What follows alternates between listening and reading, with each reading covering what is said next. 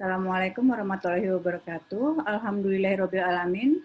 Segala puji dan kami panjatkan kehadirat Allah Subhanahu wa taala di mana atas berkah dan rahmatnya pada sore hari ini kita semua dapat berkumpul di kajian Al-Qalam bersama Bapak Kiai Haji Dr. Alinuddin MA dengan tema Tadabbur Surat Al-Fatihah ayat ke-6 yaitu menggapai ridho Allah.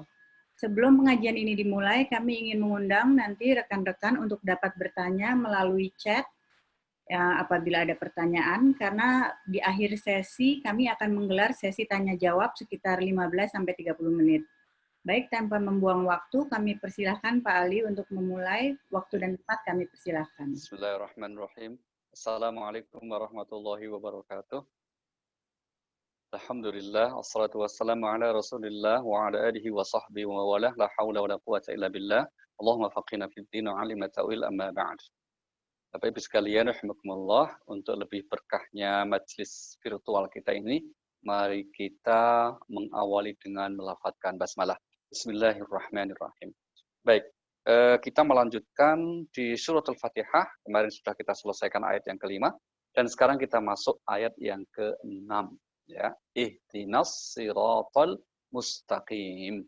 Ya, nanti kita akan bagi dua sesi atau dua bahasan, dua tema bahasan lebih tepatnya. Kali ini kita akan fokus pada doa ihdina. Ya Allah, berikanlah kami hidayah atau petunjuk. Ya, apa yang dimaksud dengan hidayah dan bagaimana cara kita meraih hidayah dalam Al-Quran? Inilah yang saya kira akan kita renungkan pada kesempatan kali ini atau sore ini. Para ulama membagi hidayah paling tidak ada 5 macam, ya, 5 macam hidayah. Ya, 5 macam itu apa saja? Yang pertama, hidayah bermakna ilham atau naluri atau gharizah. Ya, mari kita lihat contoh di Al-Quran penggunaan hal ini, misalnya disebut di surah nomor 16, surah An-Nahl, pada ayat yang ke-68, ayat 68, A'udzubillahi minasyaitonirrajim, wa auha rabbuka ilan nahli anittakhidhi minal jibali buyuta. Seterusnya. A'udzubillahi minasyaitonirrajim, bismillahirrahmanirrahim.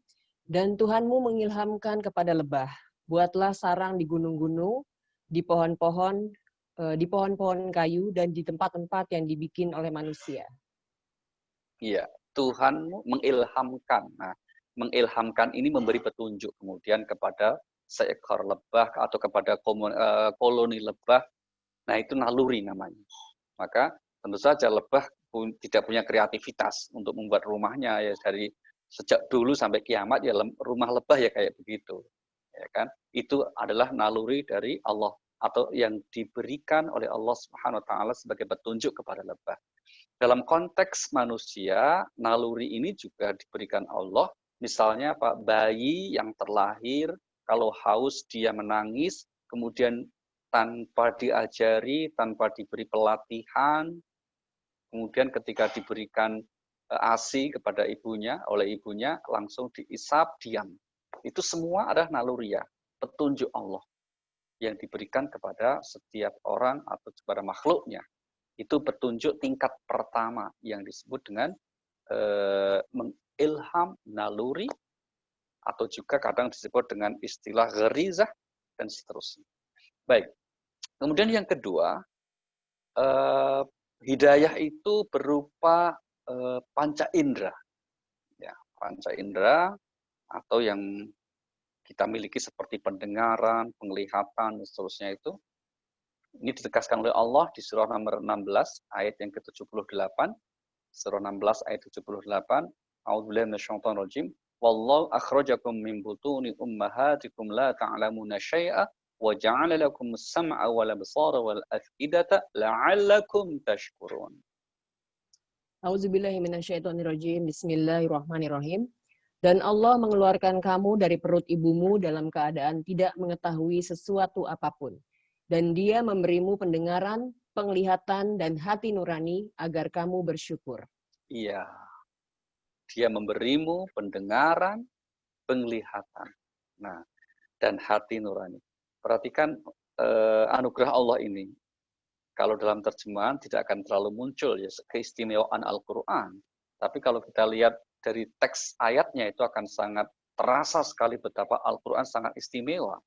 Misalnya apa? Ketika menyebut kata urutannya ini, pendengaran, penglihatan, dan hati. Satu, rahasia urutan ini yang kemudian oleh para ulama dijelaskan bahwa memang begitulah fungsi panca indera manusia yang pertama kali berfungsi adalah dari pendengaran. Bahkan ketika janin dalam perut seorang ibu, di rahim seorang ibu, itu yang namanya syaraf pendengaran bayi sudah berfungsi. Itulah mengapa kita dianjurkan kalau istri sedang hamil misalnya itu untuk memperdengarkan kalimat-kalimat Allah, bacaan Al-Quran, kemudian misalnya juga bacaan sholawat. Nah, kalau orang Yahudi mereka mendengarkan musik-musik klasik yang diyakini dengan itu akan mencerdaskan otak si bayi itu. Tapi terlepas dari itu semua, apapun objek yang didengarkan, yang jelas berarti apa? Si janin sudah mendengar. Ya, fungsi penglihatan baru berikutnya itu pun setelah lahir, beberapa jam setelah lahir ya, itu baru berfungsi. Nah, yang istimewa yang kedua dari penyebutan ini adalah tentang kalau dalam bentuk menyebut pendengaran itu Al-Quran menyebut dalam bentuk mufrad atau tunggal. Wa ja'ala lakumus sam'a. Tapi berbeda halnya ketika menyebut kata penglihatan, itu absar. Bentuknya jamak, ya kan? Pasti ada rahasianya. Kenapa ketika menyebut pendengaran dalam bentuk tunggal, sedangkan ketika menyebut kata penglihatan dalam bentuk jamak, di antara rahasianya adalah bahwa yang kita dengar atau objek yang kita dengar, tepatnya apakah itu suara apapun, itu yang mendengarkan siapapun dari jarak dan tempat manapun akan terdengar sama. Yang berbeda mungkin kalau aspek jarak volumenya. Misalnya kalau di luar kita ada petasan, maka siapapun yang mendengar itu sama. Itu kurang lebih bunyi petasan dor. Tidak mungkin yang satu mendengar petasan, objek yang sama didengar yang lain berbeda. Nggak mungkin. Berbeda kalau itu penglihatan. Ya, objek yang dilihat sama, tapi angle sudut pandang orang yang melihat bisa menangkap kesan yang berbeda-beda. Ini salah satu keistimewaan Al-Quran menggunakan demikian. Tapi poin kita bukan penjelasan ini sebuah sekedar tambahan informasi saja. Yaitu apa? Pada awalnya manusia tidak mengetahui apapun ketika dilahirkan, maka Allah anugerahkan hidayah. Petunjuk yang kedua, yaitu pendengaran, penglihatan, bahkan kemudian juga hati nurani atau di situ adalah akal. Menarik ketika ada seorang kawan yang bertanya, bagaimana kalau ada orang yang dilahirkan dia tidak bisa mendengar, katakanlah disebut dengan tunarungu, atau ada juga yang tidak bisa melihat, yaitu tunanetra. Apakah berarti ayat ini perlu dijelaskan lebih lanjut? Tentu saja dalam segala hal Al-Quran misalnya berbicara dalam konsep yang bersifat umum. Selalu ada pengecualian, itu yang pertama. Kemudian yang kedua yang juga tidak kalah pentingnya adalah bahwa ketika fungsi pendengaran seseorang itu kan ada dua macam. Pendengaran dalam arti ya biologis, telinga kita yang mendengar, atau penglihatan dalam arti biologis mata kita, tapi juga yang paling penting adalah hati. Hatilah yang sebetulnya menjadi pintu utama fungsi-fungsi itu semua. Sehingga Al-Quran misalnya menyatakan, kalau ada orang yang memiliki pendengaran, penglihatan, tetapi hatinya tidak berfungsi dengan benar, itu disebutnya seperti binatang. Na'udzubillahi min dzalik. Mari kita lihat misalnya, contoh surah nomor 7 Al-A'raf, ayat 179. Surah 7 ayat 179.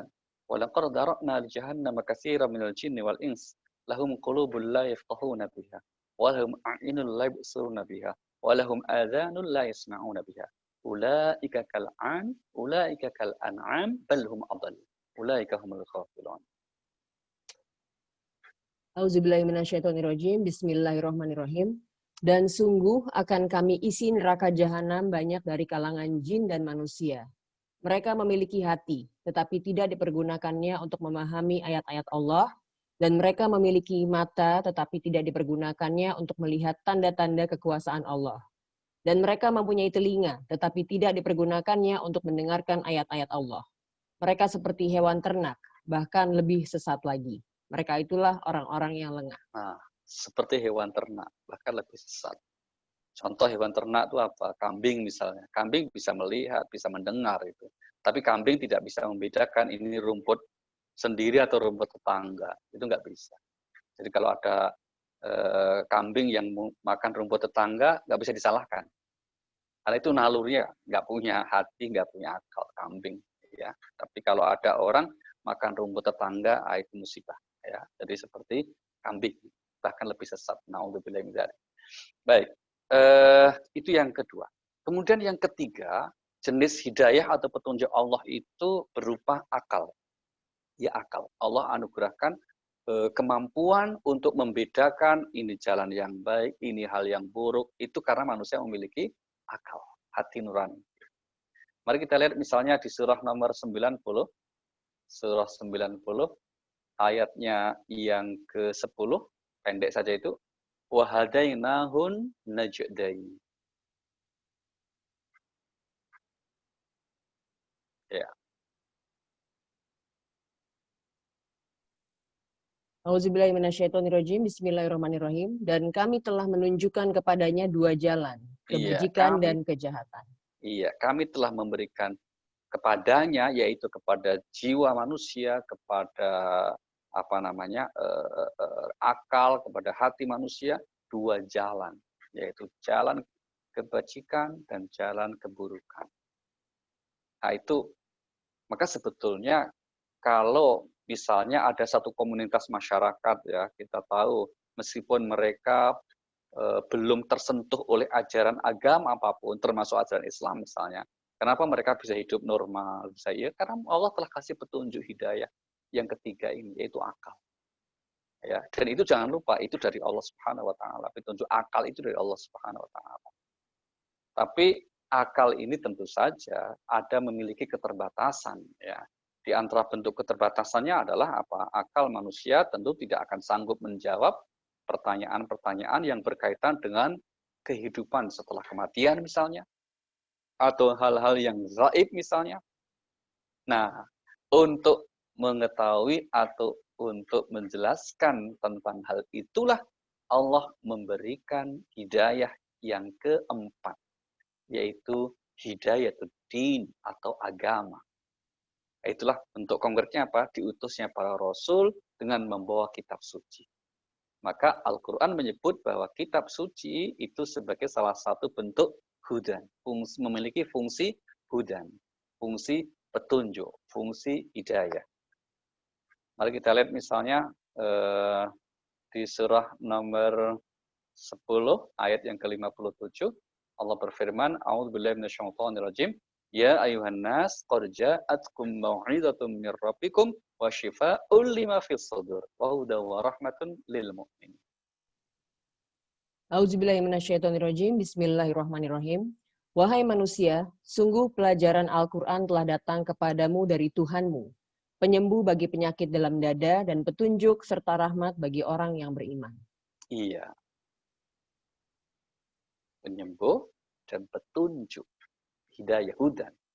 Nah, cuma yang menarik Al-Quran itu ketika memberikan gambaran tentang fungsi petunjuknya atau hudan, itu selalu menggunakan, mayoritasnya menggunakan namanya isim masdar. Isim masdar adalah kata benda yang tidak terikat oleh waktu. Sehingga dapat kita maknai Al-Quranul Karim menjadi salah satu hidayah dari Allah Subhanahu wa taala yang penting, yang tidak terikat oleh waktu. Kalau kata kerja kan ada masa lampau, masa sekarang, masa depan, fi'il madhi, fi'il mudhari misalnya. Tapi kalau untuk kata benda atau isim itu tidak terikat oleh waktu. Sehingga Al-Qur'an akan selalu menjadi petunjuk, menjadi hidayah bagi kehidupan manusia di masa lalu, masa sekarang, dan masa yang akan datang. Baik, mari kita lanjutkan. Bahwa hidayah berupa petunjuk agama ini, kalau kemudian bentuk konkretnya berupa Al-Quranul Karim, di Al-Quran disebut, kalau tadi disinggung, petunjuk dan rahmat bagi orang beriman. Pertanyaannya, apakah memang Al-Quran hanya menjadi petunjuk bagi orang yang beriman? Atau lebih khusus orang Muslim? Jawaban Al-Quran tidak. Ternyata Al-Quran diturunkan oleh Allah SWT sebenarnya menjadi petunjuk bagi seluruh manusia. Hudal linnas. Kira-kira gitu ya. Mari kita lihat di awal surah Al-Baqarah ayat 185. Di awalnya saja, Pak. Surah 2 ayat 185. Di mana Allah berfirman, Syahrul Ramadan alladzi unzila fihi al-Qur'an hudal linnas wa bayyinatin minal huda wal furqan. Auzubillahi minasyaitonirrajim. Bismillahirrahmanirrahim. Bulan Ramadan adalah bulan yang di dalamnya diturunkan Al-Quran sebagai petunjuk bagi manusia dan penjelasan-penjelasan mengenai petunjuk itu dan pembeda antara yang benar dan yang batil. Iya, sudah Mbak. Ya, sebagai petunjuk bagi manusia. Kenapa Al-Quran dikatakan sebagai petunjuk bagi seluruh manusia? Karena memang nilai-nilai yang terkandung, ajaran yang terkandung dalam Al-Quran, hakikatnya sesuai untuk makhluk manusia. Dan berlaku untuk sepanjang masa yang disebut sebagai bangsa manusia. Maka Rasulullah SAW pun diutus untuk seluruh manusia. Bukan hanya untuk orang Muslim sebetulnya. Mari kita lihat penegasan Allah ini di surah nomor 7. Surah Al-A'raf ayat yang ke-158. Ya, surah 7 ayat 158 di mana Allah berfirman, Ya ayuhan nas, qul ya ayuhan nas, inni Rasulullah ilaikum jami'a.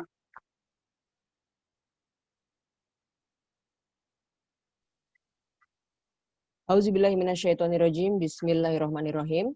Katakanlah Muhammad, wahai manusia, sesungguhnya aku ini utusan Allah bagi kamu semua, yang memiliki kerajaan langit dan bumi. Tidak ada Tuhan yang berhak disembah selain Dia, yang menghidupkan dan mematikan.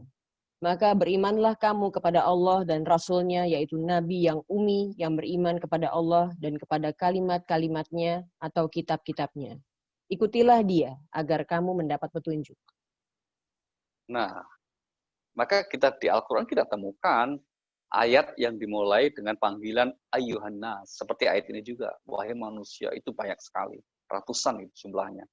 Khususnya ayat-ayat yang turun ketika Nabi masih tinggal di Makkah, itu cirinya dimulai dengan kata ayuhan nas, wahai manusia. Berarti apa? Memang Al-Quran hakikatnya ditujukan untuk seluruh manusia.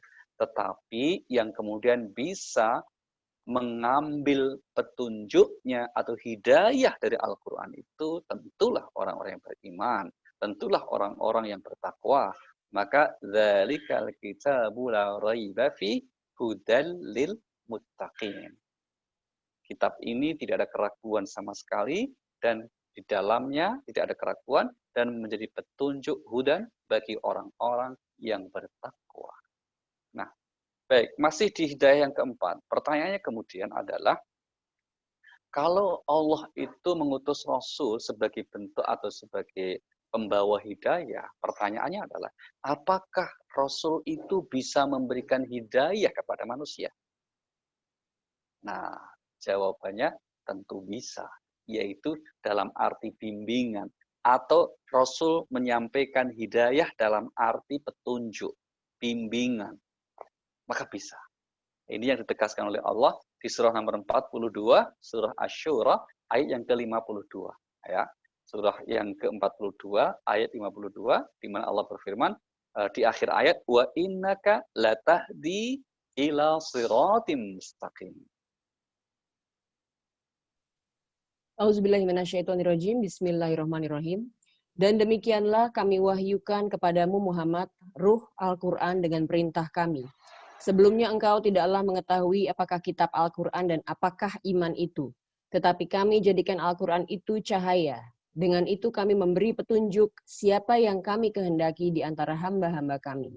Dan sungguh engkau benar-benar membimbing manusia ke jalan yang lurus. Iya, sungguh engkau benar-benar membimbing manusia. Wa innaka latahdi. Engkau memberi hidayah. Terjemahan letterlocknya begitu. Tapi hidayah di ayat ini kita maknai dengan bimbingan. Ila, ada kata depan ilanya, menuju atau ke jalan yang benar. Nah, itulah maka hidayah yang keempat berarti bimbingan agama. Hidayah itu berupa penjelasan-penjelasan atau oleh para ulama menyebut dengan istilah al-irsyad wal bayan, petunjuk dan penjelasan-penjelasan.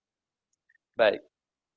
Nah, tapi kan kita sering mendengar bahwa ada orang yang tidak mendapat hidayah. Misalnya kawan kita diajak kajian, jawabnya begini itu, aduh mohon maaf saya lagi nggak dapat hidayah, misalnya gitu. Atau juga ada orang yang sudah berulang-ulang dinasehati, masih ndablek, masih nggak mau terima. Terus kemudian yang bersangkutan dikatakan, iya kamu susah kalau nggak lagi ada berhidayah itu. Atau sebaliknya orang tiba-tiba rajin gitu tuh. Terus kemudian kita sebut, dia dapat hidayah ini. Nah, bagaimana meletakkan konteks-konteks seperti ini? Nah, ada bentuk hidayah yang kelima, itu yang disebut dengan hidayah itu taufik. Yaitu apa? Kekuatan, kemampuan untuk melaksanakan ketaatan. Itu yang disebut hidayah kelima. Itu yang menjadi prerogatif Allah Subhanahu wa taala. Bahkan seorang rasul sekalipun tidak bisa memberikan hidayah yang kelima ini. Yaitu apa? Tidak bisa menjadikan seseorang itu menjadi orang beriman, menjadi orang yang taat, tidak. Itu semua ada pada sisi Allah, kemampuan itu untuk memberikannya. Ini yang dimaksud oleh Al-Quran di surah nomor 28, surah Al-Qasas, ayat yang ke-56. Innaka la tahdi man ahbabta, walakinallah yahdi man yasha. A'udzubillahiminasyaitonirrajim. Bismillahirrahmanirrahim. Sungguh engkau Muhammad tidak dapat memberi petunjuk kepada orang yang engkau kasihi. Tetapi Allah memberi petunjuk kepada orang yang Dia kehendaki. Dan Dia lebih mengetahui orang-orang yang mau menerima petunjuk. Iya, sungguh engkau wahai Nabi tidak bisa memberi hidayah kepada orang yang kau kasih sekalipun. Sekian kita tafsir menyebut asbabun nuzul atau konteks ayat ini turun dengan berkaitan pamanda Nabi yaitu Abu Thalib yang sampai akhir hayatnya beliau tidak masuk Islam. Meskipun beliau sangat baik, sangat melindungi Nabi kita Muhammad SAW dan Nabi kita sangat ingin pamanda ini masuk Islam, tapi kemudian sampai akhir hayat belum. Nah, maka untuk membesarkan hati Nabi turun ayat ini. Itu sementara ahli tafsir memandang atau meletakkan konteksnya seperti itu. Baik. Sekarang muncul pertanyaan kita. Kalau hidayah ini yang kelima adalah prerogatif Allah Subhanahu wa taala. Bagaimana cara kita meraihnya? Bagaimana cara kita untuk dapat memperoleh hidayah yang kelima ini? Kan gitu kan? Nah, inilah kita akan bicara di poin kedua ini. Di poin kedua ini, poin B lah kira-kira. Tadi kan poin A ya, macam-macam hidayah.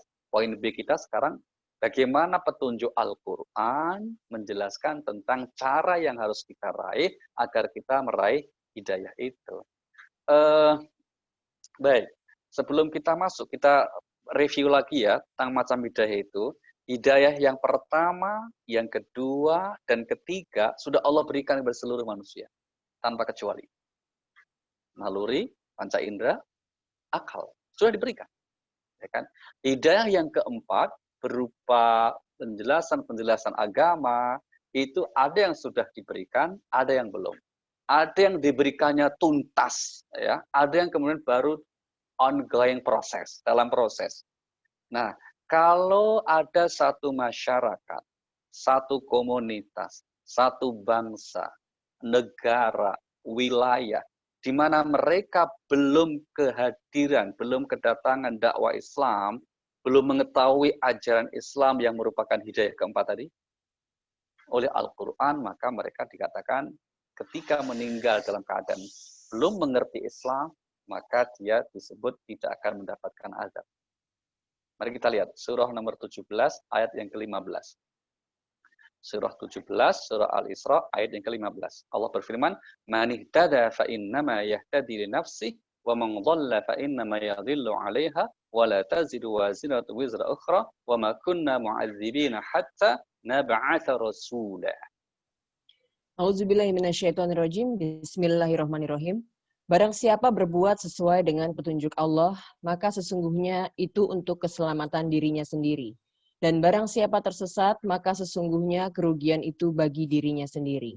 Dan seorang yang berdosa tidak dapat memikul dosa orang lain, tetapi kami tidak akan menyiksa sebelum kami mengutus seorang Rasul. Nah, kalimat terakhir. Kami tidak akan menyiksa sebelum kami mengutus seorang Rasul.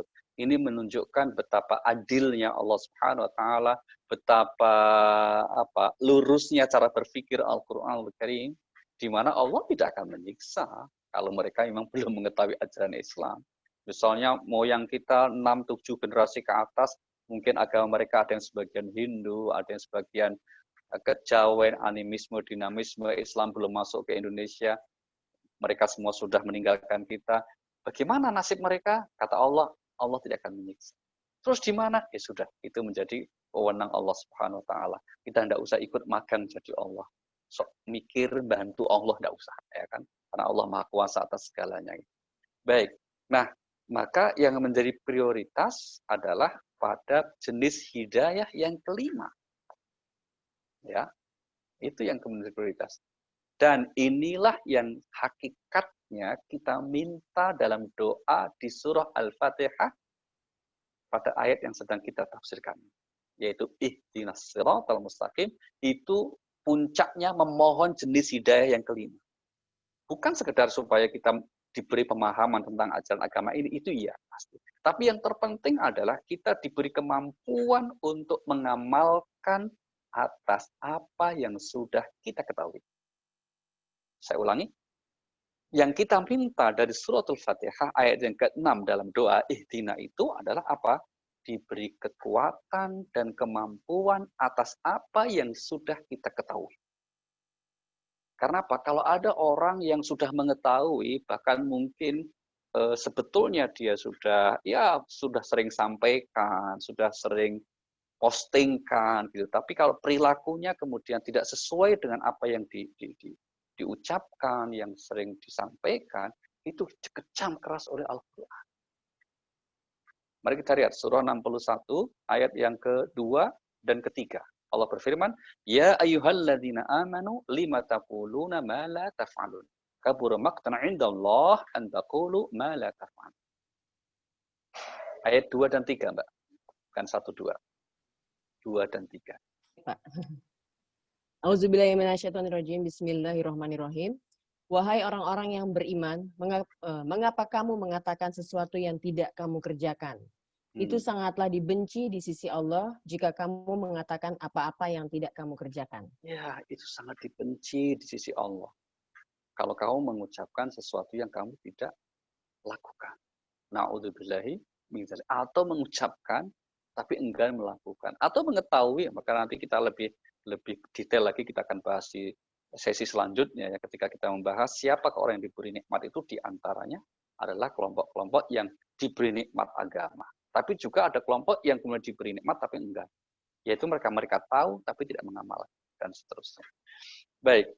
Nah, kalau itu menjadi fokus kita, maka di antara petunjuk Al-Quran agar kita memperoleh hidayah yang kelima, hidayah tertinggi ini, tingkat paling tinggi ini, petunjuk Al-Quran yang pertama apa? Atas pengetahuan yang sudah kita ketahui, maka komitmenlah, istiqomalah. Atau dalam bahasa Al-Quran, berpegang teguhlah. Jangan pernah dilepas. Surah nomor 3, surah Al-Imran, ayat 101, misalnya Allah berfirman, "Wa kaifa takfuruna wa antum tutla 'alaikum ayatullah wa fiikum rasuluh wa may ya'tasim billah faqad hudiya ila siratim mustaqim." Auzubillahi minasyaitonirrajim. Bismillahirrahmanirrahim. Dan bagaimana kamu sampai menjadi kafir, padahal ayat-ayat Allah dibacakan kepada kamu, dan Rasulnya Muhammad pun berada di tengah-tengah kamu. Siapa yang berpegang teguh kepada agama Allah, maka sungguh dia diberi petunjuk kepada jalan yang lurus. Kalimat terakhir, siapa yang berpegang teguh kepada agama Allah, sungguh dia diberikan hidayah ke jalan yang lurus. Kata-kata berpegang teguh ini mengisyaratkan agar kita senantiasa bersikap istiqomah dalam memegang itu supaya terus ada dalam hidayah, ada dalam petunjuk Allah Subhanahu wa taala, terus mendapatkan hidayah dari Allah Subhanahu wa taala. Maka salah satu ikhtiar kita ya seperti ini. Kita senantiasa meluangkan waktu yang dianugerahkan oleh Allah Subhanahu wa taala untuk apa? Untuk kemudian mentadabburi petunjuk-petunjuk Tuhan, ayat-ayat Allah, sehingga kita akan dalam posisi yang terus diberikan hidayah oleh Allah Subhanahu wa taala. Yaitu apa? Kemampuan untuk mengamalkan yang kita ketahui. Kemudian yang kedua, agar kita meraih petunjuk hidayah Allah Subhanahu wa taala adalah dengan cara bersungguh-sungguh. Kata Al-Qur'an, bersungguh-sungguh, nggak cukup hanya ingin. Maka orang yang ingin diberi petunjuk oleh Allah, nggak cukup hanya menginginkan. Apalagi mengangankan, nggak pernah bergerak. Nggak. Surah nomor 29, surah Al-Ankabut, ayat yang ke-69, ayat terakhir, Allah berfirman, A'udzubillahi minasyaitonir rajim, walladzina jahadu fina lanahdiyannahum subulana wa innallaha lama'al muhsinin. Auzubillahiminasyaitonirrajim. Bismillahirrahmanirrahim. Dan orang-orang yang berjihad untuk mencari keridhaan kami akan tunjukkan kepada mereka jalan-jalan kami. Dan sungguh Allah beserta orang-orang yang berbuat baik. Ya, kata jahadu yang tadi diterjemahkan dengan berjihad, itu maknanya bersungguh-sungguh. Ya. Dan orang-orang yang bersungguh-sungguh. Saya ambil contoh lain yang makna jihad itu bersungguh-sungguh, misalnya di Al-Quran dikatakan begini di surah Al-Quran itu. Apakah kamu mengira kamu akan masuk surga? Padahal belum nyata siapa yang bersungguh-sungguh dan belum nyata siapa yang sabar. Nah, di sini kata jihad juga bermakna bersungguh-sungguh. Maka agar kita dapat memperoleh hidayah selalu dari Allah Subhanahu wa taala, harus kita perjuangkan dengan sungguh-sungguh. Nah, berjuang dengan sungguh-sungguh untuk mendapatkan hidayah Allah, untuk mendapatkan pertolongan Allah, itu yang kemudian sering disebut dengan ungkapan mujahadah. Ya kan? Mujahadah, yaitu berjuang dengan kesungguhan hati kita untuk memperoleh petunjuk, untuk memperoleh pertolongan dari Allah Subhanahu wa taala. Saya kira ini tidak hanya agar kita diberi hidayah dalam segala hal, kalau ingin mendapatkan anugerah dari Allah, kuncinya bersungguh-sungguh. Kuncinya adalah sangat serius. Dalam urusan dunia pun ya Allah akan memberi orang yang bersungguh-sungguh. Maka kita sering mendengar pepatah mengatakan apa? Manjadda wajada. Yang bersungguh-sungguh pasti akan memperoleh. Pasti akan mendapatkan. Nah, ini bagian dari cara kita untuk memperoleh hidayah dari Allah Subhanahu wa taala. Baik. Kemudian yang ketiga, agar kita mendapat anugerah selalu berupa hidayah dari Allah Subhanahu wa taala adalah kita senantiasa bergaul, berusaha dekat dengan orang-orang yang beriman. Dengan orang-orang yang membantu kita untuk terus dalam keadaan diberikan petunjuk. Surah 40, surah Ghafir ayat 38 itu menegaskan prinsip ini, ya. Surah 40 ayat yang ke-38 di mana Allah menegaskan pentingnya kita untuk apa? Bergaul bersama orang-orang yang beriman agar selalu mendapatkan hidayah. Surat 40 ya Pak ya? Al-Mu'min ya Pak? Ya, Al-Mu'min atau Ghafir. Ada dua nama itu. Ada Al-Mu'min, ada Ghafir. Dua-duanya sama, yaitu surah 40. Ya, baik Pak. Auzubillahiminasyaitonirrajim. Bismillahirrahmanirrahim. Dan orang yang beriman itu berkata, wahai kaumku, ikutilah aku. Aku akan menunjukkan kepadamu jalan yang benar. Iya, ini adalah orang beriman dari kaum Fir'aun yang menyembuhkan keimanannya ya. Maka dia berbicara kepada kaumnya saat itu, ikutilah aku. Aku akan tunjukkan kamu ke jalan yang benar. Ya. Nah, ini berarti apa? Pentingnya dalam kehidupan ini kita memiliki komunitas teman-teman dekat yang dapat membantu kita untuk menjadi pribadi yang terus berkembang kebaikan. Ya. pentingnya kita untuk memiliki komunitas yang dapat mengingatkan kita tentang kebaikan-kebaikan. Pentingnya kita memiliki teman akrab yang mengingatkan kita tentang kehidupan akhirat. Dan pentingnya kita menghindari untuk bergaul dengan orang-orang yang justru menjadikan kita menjadi pribadi yang mundur, yang menjadi kurang produktif dalam kebaikan. Nah, ini penting. Sehingga para ulama mayoritasnya itu nggak bisa ditawar. Ya, ini penting sekali. Sehingga perlu kita, karena penting itu perlu kita berikhtiar sungguh-sungguh. Perlu menjadi fokus perhatian kita. Gimana caranya supaya dapat. Dalam konteks nanti, kalau dalam konteks pembelajaran atau apa saja gitu ya, itu misalnya apa, kita harus punya pembimbing, punya mentor, punya dalam tasawuf namanya mursyid, pembimbing dan seterusnya. Karena memang ibaratnya begini, pepatah mengatakan kalau jalan kita atau pepergian kita itu dekat, butuh waktu cepat, sendirian aja. Gitu. Tapi karena perjalanan waktu kita itu panjang dalam hidup ini, apalagi akhirat, maka butuh orang untuk bersama-sama. Karena bisa tadi membantu kita untuk kalau kita ternyata salah jalan, untuk menjawil mengingatkan kita, jangan ke situ. Maka butuh pemandu yang berpengalaman. Berarti apa? Butuh teman-teman yang menurut kita paling tidak satu visi untuk bersama-sama. Maka ada orang yang celaka karena salah milih teman direkam di Al-Quran itu. Ya, penyesalan orang yang telah meninggal itu diantaranya karena salah milih teman. Ya, itu nyesal.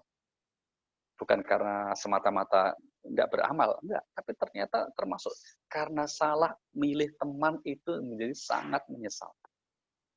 Surah nomor 25, ayat 28, ini merekam penyesalan orang yang nanti di akhirat gara-gara salah milih teman.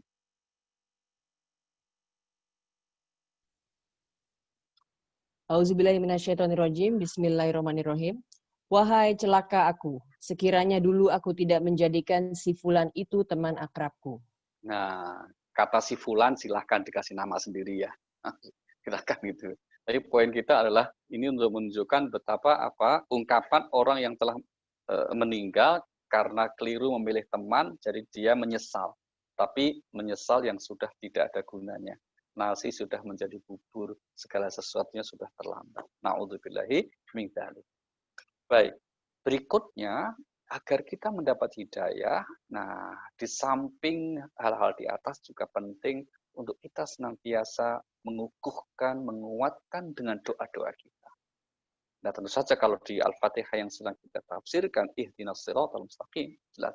Tapi di antara doa yang juga Allah ajarkan untuk senantiasa kita panjatkan, agar kita selalu dalam petunjuknya, yaitu apa? Di surah nomor 3, surah Al-Imran, ayat yang ke-8. Di mana Allah berfirman, A'udzubillahi minasyaitonir rajim, Rabbana la tuzigh qulubana ba'da idz hadaitana wa hab lana min ladunka rahmah innaka antal wahhab. Auzubillahiminasyaitonirrajim. Bismillahirrahmanirrahim. Mereka berdoa, wahai Tuhan kami, janganlah Engkau condongkan hati kami kepada kesesatan setelah Engkau berikan petunjuk kepada kami. Dan karuniakanlah rahmat kepada kami dari sisi-Mu, sesungguhnya Engkau Maha Pemberi. Iya. Doa ini saking pentingnya sampai Allah itu memberikan petunjuknya 2 kali. Ini yang satu paket ya. Hampir senada ini doa supaya kita diberikan petunjuk ini, yaitu di surah 18 surah Al-Kahfi ayat yang ke-10. Ini doa Ashabul Kahfi ketika mereka tinggal di dalam gua itu. Rabbana atina min ladunka rahmah wa hayyi' lana min amrina rasyada. Auzubillahiminasyaitonirrajim. Bismillahirrahmanirrahim. Ingatlah ketika pemuda-pemuda itu berlindung ke dalam gua, lalu mereka berdoa, ya Tuhan kami, berikanlah rahmat kepada kami dari sisi-Mu, dan sempurnakanlah petunjuk yang lurus bagi kami dalam urusan kami. Nah, sempurnakanlah petunjuk yang lurus, hidayah yang istiqomah dalam urusan kami. Ya, Maka sekali lagi menjadi penting untuk kita senantiasa menghayati dalam doa kita, khususnya di surat Al-Fatihah, ketika kita sampai pada ungkapan ayat ihdinas siratal mustaqim. Nah, bentuk jamak dalam kalimat ihdina, ya Allah berikanlah kami hidayah. Bukan berikanlah aku atau saya, tapi kami hidayah. Ini mengajarkan kita untuk sedapat mungkin kita menguatkan hubungan ukhuwah, hubungan berjamaah, hubungan persaudaraan yang diikat oleh satu visi misi yang sama, yaitu kehidupan akhirat nanti. Maka kita ihdinas. Tidak boleh diganti ya, tetap harus ihdinas siratal mustaqim. Nah, yang kita minta itu adalah hidayah, petunjuk yang dapat menghantarkan kita menuju kepada siratal mustaqim. Nah, pertanyaannya, apa yang dimaksud dengan siratal mustaqim itu? Jalan yang lurus. Sementara orang memaknainya itu nanti jembatan di akhirat. Ada juga pemahaman yang lain. Nah, lebih jelasnya apa itu siratal mustaqim, jalan yang lurus, akan kita uraikan di pertemuan selanjutnya. Insya Allah. Baik, kita buka sekarang. Mbak Rima akan memandu kita sebagai moderator kita sore ini. Silakan Mbak, mungkin ada yang akan menyampaikan. Terima kasih Mbak Naca sudah membacakan terjemahnya. Assalamualaikum semuanya. Kalau masih ada yang ingin ditanyakan, barangkali bisa ditulis di chatnya, nanti akan saya bacakan. Pak Ali, tadi saya mendengar Bapak nyebut-nyebut mujahadah. Jadi ingat yang Bapak pernah ngasih ya, zikir-zikir mujahadah itu. Itu apa hubungannya ya Pak ya? Ya betul Mbak. Jadi mujahadah artinya bentuk usaha yang sungguh-sungguh dalam hati kita untuk takarrub ilallah, mendekatkan diri kepada Allah Subhanahu wa taala. Nah, salah satu bentuk usaha itu maka kemudian dengan membaca bacaan-bacaan tertentu yang bersumber dari Al-Qur'an, dari hadis. Nah, itu maka disebut mujahadah ya. Ya, bacaan itu kita sebutnya sebagai mujahadah. Tapi dalam bentuk sebagai usaha mendekatkan diri tentu bukan hanya itu. Yang pernah kami sampaikan itu sebagai salah satu contoh saja. Contoh yang biasa kita amalkan, yang mudah-mudahan bisa istiqomah karena itu tidak terlalu banyak, tidak rumit gitu ya. Maka kita berikan juga mujahadah. Maka boleh jadi suatu saat kita akan mungkin bertemu dengan sementara guru, ustadz yang lain yang juga memberi judul sama, ini bacaan mujahadahnya mungkin akan berbeda. Nah, kadang disebut dengan istilah istighosah. Mujahadah, istighosah itu sama maknanya itu. Kalau istighosah maknanya memohon pertolongan. Kalau mujahadah bersungguh-sungguh untuk memohon pertolongan. Nah, kira-kira begitu. Baik Pak, ini udah ada yang bertanya nih Pak dari Mbak ini Budiana nih. Ya. Pak Ali, apakah bijaksana kalau kita menjauhi orang-orang yang berbeda dalam berbagai masalah dan prinsip? Jadi gimana nih Pak cara bersikap kalau dengan orang-orang yang berbeda dalam berbagai masalah dan prinsip? Baik. Prinsip dasarnya gini Mbak.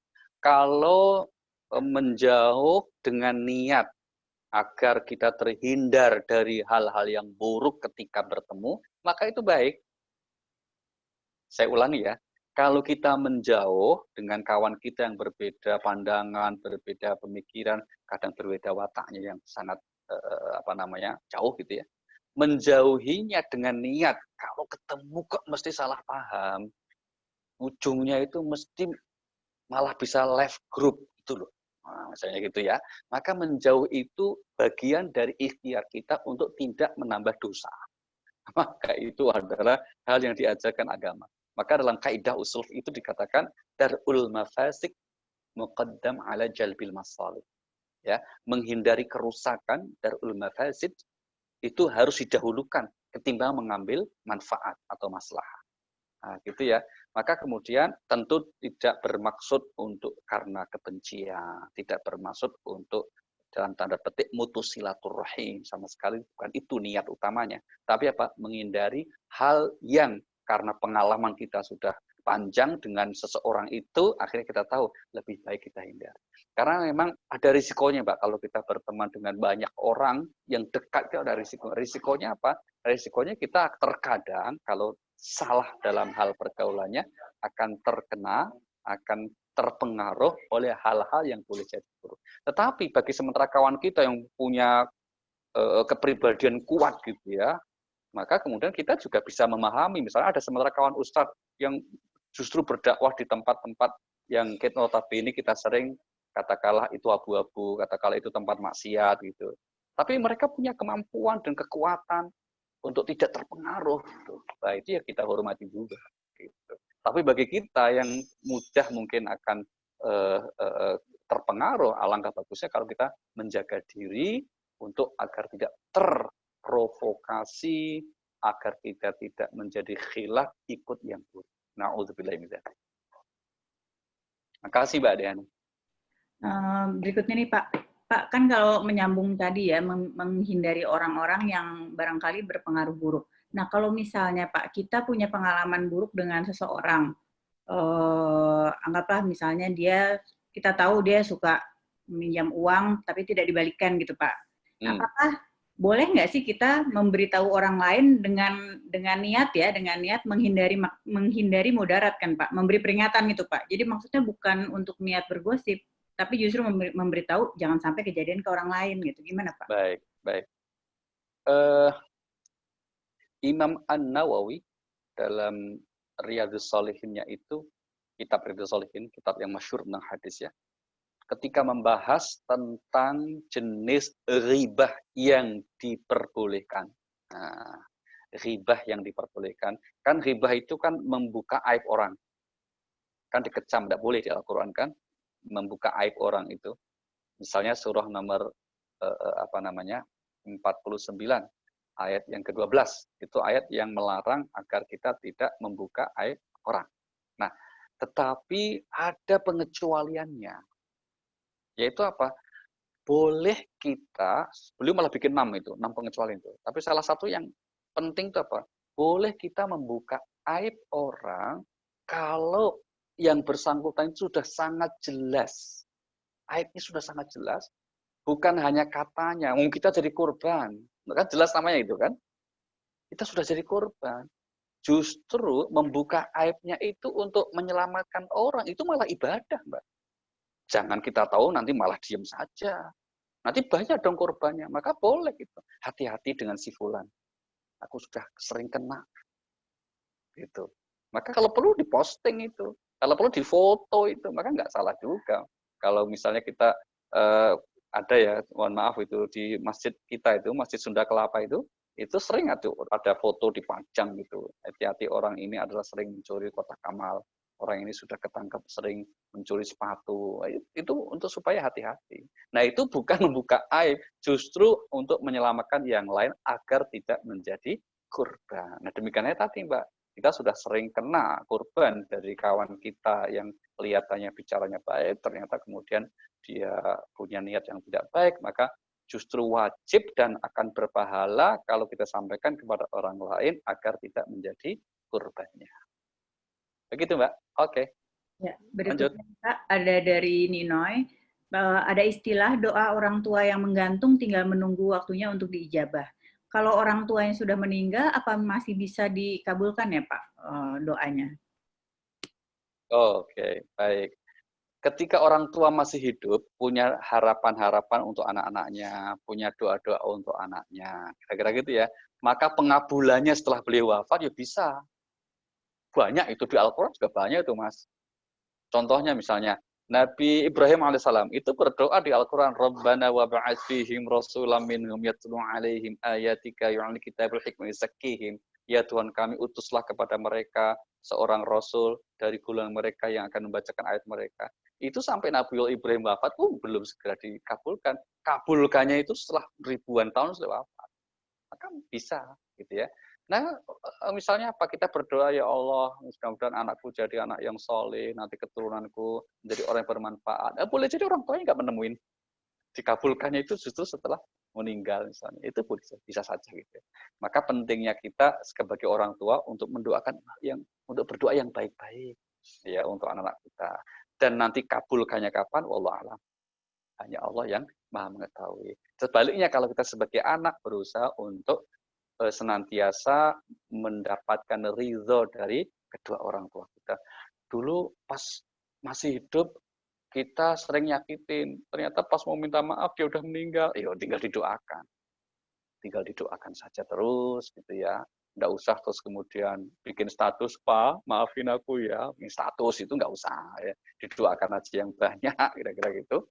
Dan semoga itu menjadi cara kita untuk memohon ampunkan kepada Allah untuk orang tua kita, sekaligus orang tua kita akan memaafkan kita.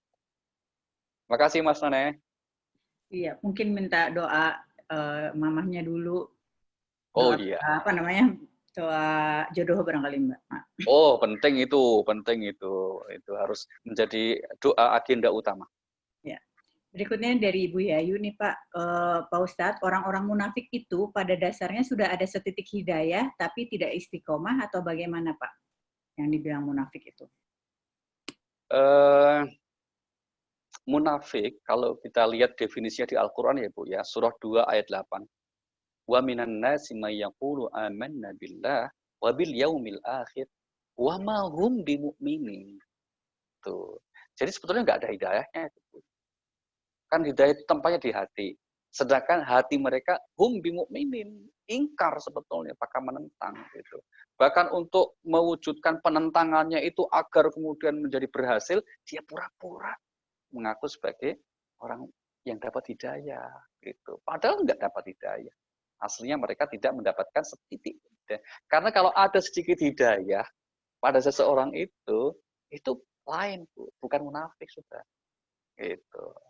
Maka kemudian Allah bilangnya gini, kalau ada kebaikan di hatimu, pasti kamu bisa mendengarkan petunjuk, bisa mengikuti yang baik kok. Ini di surah 8 ayat 23 ya. Walau alimallahu fi khairan la asma'ahum. Jika Allah tahu di hatimu itu ada sedikit kebaikan, yaitu hidayah, maka kamu akan bisa mendengarkan. Nah, berarti apa? Hati orang munafik itu maka disebut munafik itu karena hatinya sama sekali tidak beriman, berarti tidak ada kebaikan, berarti tidak ada hidayah. Na'udzubillahi min dzalik. Lanjut. Dari Ibu Solihah Pak. Dalam Quran disebutkan Allah mengeluarkan kamu dari perut ibumu agar kamu bersyukur.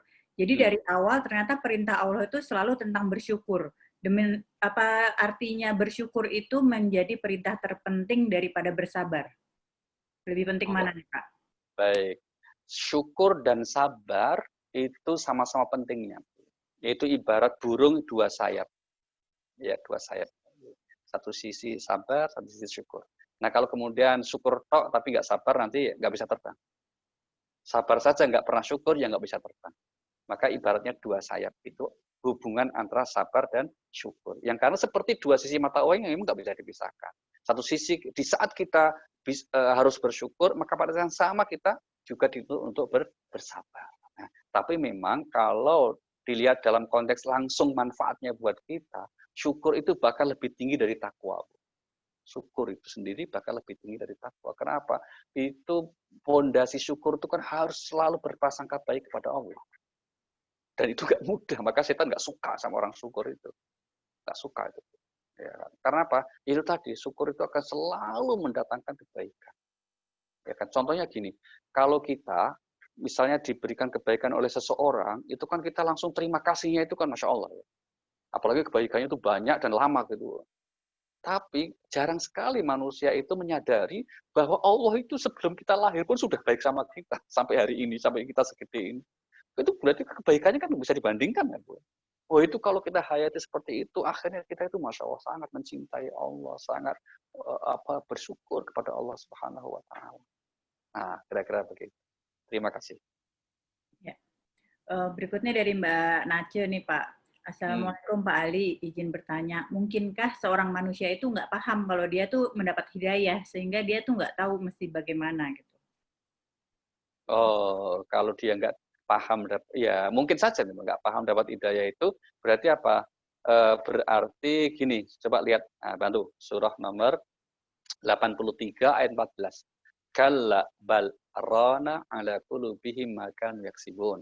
83:14 tuh. Auzubillahiminasyaitonirrajim. Bismillahirrahmanirrahim. Sekali-kali tidak, bahkan apa yang mereka kerjakan itu telah menutupi hati mereka. Nah, yang mereka kerjakan dari perbuatan dosa itu menutupi hidayah. Mereka kemudian sudah dapat hidayah sebetulnya. Sering dipanggil, sering diajak, ya, termasuk sering diingatkan. Itu kan berarti sudah dapat hidayah itu sebetulnya. Tapi mereka nggak sadar. Kenapa nggak sadar? Karena ditutupi oleh perbuatan dosanya. Maka kalau ada orang yang tidak dapat hidayah tingkat kelima ini tadi, itu bukan karena Allah nggak kasih, aslinya ya sudah dikasih. Tapi terkadang yang bersangkutan itu tidak melayakkan diri untuk menjemput hidayah itu. Maka di surah 61 ayat 5 itu Mbak, surah 61 ayat 5 ya, itu ada pernyataan Nabi Musa alaihissalam kepada Allah, falamma zaghu azaghallahu qulubahum wallahu la yahdil qaumal fasiqin. Auzubillahiminasyaitonirrajim. Bismillahirrahmanirrahim. Dan ingatlah ketika Musa berkata kepada kaumnya, wahai kaumku, mengapa kamu menyakitiku, padahal kamu sungguh mengetahui bahwa sesungguhnya aku utusan Allah kepadamu. Maka ketika mereka berpaling dari kebenaran, Allah memalingkan hati mereka, dan Allah tidak memberi petunjuk kepada kaum yang fasik. Perhatikan kalimat, tatkala mereka berpaling, Allah palingkan. Tatkala mereka enggan mendapat hidayah, ya Allah nggak kasih, maksudnya begitu. Jadi aslinya Allah kasih, aslinya dengan segala keadaannya, caranya, tapi terkadang manusia nggak nyadar bahwa Allah telah memberikan hidayah. Makasih Mbak Nace. Lanjut. Nah, berikutnya nih dari Mbak Frida. Assalamualaikum Pak Ali, boleh di-share ayat-ayat dan doa mujahadahnya? Wow, itu nanti itu ini paket khusus itu Mbak. Ya. Iya, insya Allah ya. Nanti kita share, insya Allah. Nanti kita share supaya lebih mudah. Nanti kita akan sampaikan, Mbak Frida. Mohon sabar ya. Baik, lanjut Mbak. Oke, dari Mbak Bu Lucy Harmadi. Ini kayaknya nyambung dari yang tadi ya Pak ya. Apakah adakah hal-hal yang menghambat seseorang untuk menerima hidayah dari Allah? Ya, apakah ada? Tentu saja sikapnya. Ada, yaitu sikapnya. Sikapnya yang tidak melayakkan diri untuk mendapatkan hidayah atau petunjuk, itu yang menghambat. Maka tadi kalau dalam bahasa surah 83, surah Al-Mutaffifin tadi disebut dengan istilah ran. Maka kalla bal rana. Ya kan? Ran itu adalah noda-noda yang disebabkan perbuatan dosanya. Ini menggambarkan bahwa pada dasarnya itu Allah itu nggak langsung bikin orang itu buruk, itu enggak. Nggak langsung bikin orang itu misalnya katakanlah terus jadi orang jahat, itu enggak. Pelan-pelan gitu, dikit-dikit itu. Maka itulah pentingnya kita. Kenapa kita beribadah kepada Allah, memohon ampun kepada Allah. Itu untuk ngapus-ngapusin itu, ron-ron itu, menghapus noda-noda itu. Supaya hati kita tetap cemerlang, siap selalu mendapatkan petunjuk hidayah dari Allah Subhanahu wa Ta'ala. Begitu. Sehingga kemudian ibadah yang kita kerjakan, kebaikan-kebaikan yang kita lakukan, itu kata Allah apa? Innal hasanat yudhibnas sayyi'at. Kebaikan-kebaikan itu akan menghapuskan keburukan. Begitu. Oke. Habis, Mbak? Masih ada? Masih ada, Pak. Tenang, Pak. Waduh, masih ada. Oh. Pak Ali, Pak. Nih, Bu Diana nanya lagi, Pak. Pak Ali, berkait dengan kajian kemarin, kan Bapak sempat bilang tuh yang ada agama yang mengajarkan apabila kamu ditampar pipi kiri, berikan pipi kanan. Tapi itu apa bedanya dengan surat 5 ayat 28 di mana dikatakan Habil tidak akan melawan jika dibunuh oleh Qabil. Apakah sih Pak, bukannya itu sama aja ya Pak? Oh, agak beda Mbak, agak beda. Kalau dalam konteks di surah Al-Maidah ayat yang ke-28 itu konteksnya adalah bahwa ini kan kakaknya, ini saudara, dan masih pengandaian. Masih pengandaian ya, seandainya, dan itu sikap pribadinya kan. Maka sebetulnya ya dalam kasus tertentu, kasus bahwa kalau ditampar pipi kiri berikan itu ya sebetulnya boleh juga kita lakukan.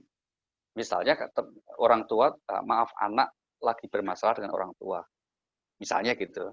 Kan kita dengar kasus banyak yang kemudian ke pengadilan. Ya nggak bijaksana. Gitu. Misalnya kita merasa sebagai anak kok dizolimi orang tua, misalnya ya sudah, kalaupun kasih ya nggak apa-apa. Karena apa? Nggak sebanding lah pengorbanan ditampar itu dengan apa yang telah dilakukan orang tua kita itu. Nah, gitu. Jadi sebetulnya ini bukan berlaku berlaku umum, tapi apa? Ya pilihan-pilihan saja. Nah, pilihannya kalau kemudian kita mau membela diri, tidak mau ditampar lagi, ya boleh kita pergi lawan kalau berani. Nah, kalau nggak berani lari. Itu pilihannya kan begitu. Tapi kalau kemudian dia kuat, misalnya gitu, merasa untuk menyadarkan, misalnya suami ditampar istrinya, ya udah ini saya juga, ya nggak apa-apa, nggak apa-apa. Paling kan ya nanti tinggal cari tansoplas kan nggak berdarah, ya nggak apa-apa. Itu paling. Tapi untuk menyadarkan istri gitu, ya Allah suamiku kok tak tampar, nggak gitu kan bisa saja, itu boleh-boleh. Oke. Berikutnya ada lagi nih, pas banget nih Pak, suami istri dalam sebuah keluarga yang berbeda akidah. Bila salah satunya istri atau suami berdoa untuk istri atau suaminya, apakah doanya akan dikabulkan karena akidahnya kan berbeda? Misalnya yang satu Islam, yang pasangannya non-Islam. Iya, baik. Misalnya doa pasangannya yang Muslim, katakanlah mendoakan ya supaya pasangannya itu diberikan hidayah. Ya bagus, memang harusnya begitu. Seorang suami menikah misalnya dengan orang wanita non-muslimah ya, terus mendoakan supaya pasangannya diberi hidayah, ya bagus. Atau pasangannya yang non-muslim itu mendoakan supaya pasangannya yang muslim itu diberi kesehatan, ya, diberi kelancaran bisnisnya, ya bagus. Saling mendoa dalam urusan dunia itu tidak terbatas atau tidak dibatasi urusan akidah, boleh-boleh saja. Kita saling mendoakan. Maka kalau punya teman yang non-muslim ya doakan ya dan sukses ya boleh. Pas pengantin ya kira-kira gitu. Pas pengantin misalnya kita menghadiri diundang resepsi pengantin yang non muslim, kita doakan supaya kemudian keluarganya bahagia, ya bagus saja. Ya kira-kira itu. Jangan salah doa. Doain pengantin karena non muslim kok kita doain semoga husnul khotimah. Ya nggak boleh marah. Ya, kita doakan yang sifatnya umum-umum saja, itu boleh saja. Baik. Oke, Pak Ali, saya mau nanya nih Pak, kan katanya kan semua tindakan kita itu, semua perilaku kita, kalau kita niatkan untuk ibadah, maka bisa dianggap sebagai ibadah. Tapi kayak sehari-hari gitu kan kadang-kadang kita nggak sempat niat ya Pak, itu gimana ya Pak? Misalnya kayak kerja aja. Gitu. Iya, justru itu kalau sudah menjadi karakter Mbak, itu mantep, bagus, namanya akhlak yang baik itu, ya hal kebaikan yang kita lakukan sudah nggak perlu niat lagi, wah itu bagus. Ya, misalnya apa? Kita nyiapin kopi buat suami, ya kan nggak perlu, ya Allah saya niat ibadah, ya Allah terimalah, nggak perlu, ya sudah udah otomatis gitu kan. Nah, itu makanya insya Allah menjadi ibadah kita, tidak apa-apa, kira-kira begitu. Oke, ada dari Bu Ana Khattab nih Pak, kalau mendoakan orang tua yang berlainan akidah bagaimana nih Pak? Ya, mendoakan orang tua yang berlainan akidah ketika dia masih hidup, semoga mendapat hidayah, bagus sekali. Ya kan, boleh-boleh saja. Atau kita doakan dalam konteks misalnya diberikan kesehatan, kebaikan yang berkaitan dunia, boleh-boleh juga, tidak masalah, ya. Nah, kalau sudah meninggal, bagaimana kita? Ya kita doakan, misalnya ya kita serahkan sepenuhnya kepada Allah Subhanahu Wa Taala untuk nasib urusan orang tua kita nanti di akhirat. Itu boleh-boleh saja. Seperti firman Allah, in tu'adzibhum fa innahum ibaduk wa in taghfir lahum fa innaka antal azizul hakim. Ya Allah, jika engkau ingin menyiksa, ya monggo terserah. Jika engkau ingin ampuni, ya monggo terserah. Karena semuanya adalah hamba-hambamu juga. Gitu. Terima kasih, Bu Ana. Itu doa Nabi Isa ya, Pak, kalau nggak salah ya, Pak ya? Betul. Doa Nabi Isa di surah 5 ayat 118, Pak. Iya. Oke. Masih ada lagi, kayaknya sudah selesai nih, Pak, pertanyaan. Selesai ya, Pak ya. Baik, terima kasih. Nanti insya Allah di minggu depan kita akan lanjutkan. Minggu depan ya, hari Minggu Ahad ya. Sebentar lagi malah, bukan sampai seminggu. Untuk membahas tentang Siratal Mustaqim. Ya, terima kasih dan mohon maaf. kita tutup dengan baca surat Al-Fatihah sebagai doa kita semuanya. Semoga Allah senantiasa memberikan kita kesehatan, lahir dan batin, keberkahan, dan kebaikan bagi kita semuanya. Al-Fatihah. A'udzubillahi minasyaitonirrajim. Bismillahirrahmanirrahim. Alhamdulillahirabbil alamin arrahmanir rahim maliki yaumiddin. Iyyaka na'budu wa iyyaka nasta'in. Ihdinas siratal mustaqim. Shiratal ladzina an'amta 'alaihim ghairil maghdubi 'alaihim waladdallin. Amin. Wassalamualaikum warahmatullahi wabarakatuh. Waalaikumsalam warahmatullahi wabarakatuh.